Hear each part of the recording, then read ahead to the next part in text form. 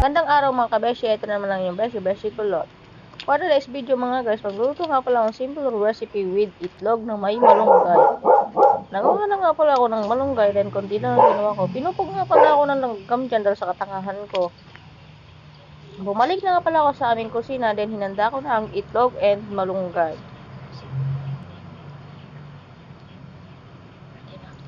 Ito nga palang hawak ko ay itlog ng pabo and itlog ng manok.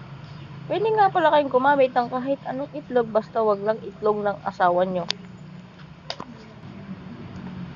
Nilagyan ko na nga rin pala yan ng magic sarap para may kunting lasa.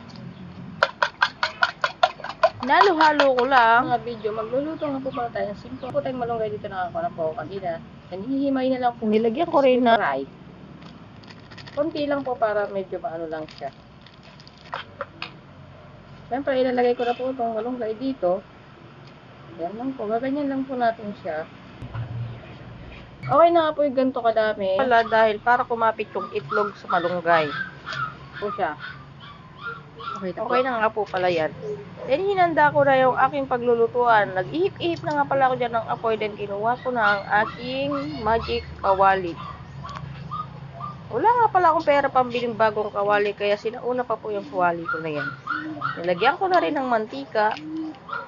Piga-piga ko ngayong mantika na dahil wala nang lumalabas. Gusto ko sana isama yung balat, kaso wag na lang.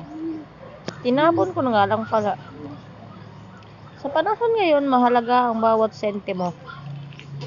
Bumili na nga rin pala ako ng extra mantika para kahit maubos yung isa, meron pa akong mailalagay. Ayan na nga pala ang aking itlog with malunggay. Ilalagay ko na nga siya sa aking magic kawali. Then, iwa-wide-wide ko lang po siya para medyo malaki yung ulam namin kahit itlog lang.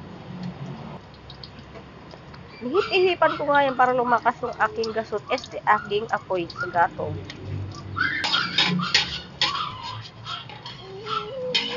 Sa katangahan ko, muntik pa kaming mawala ng ulam.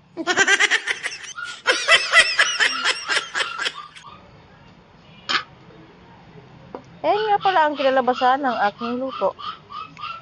Pwede ko pa nga sunugin yung mga taong plastic dyan.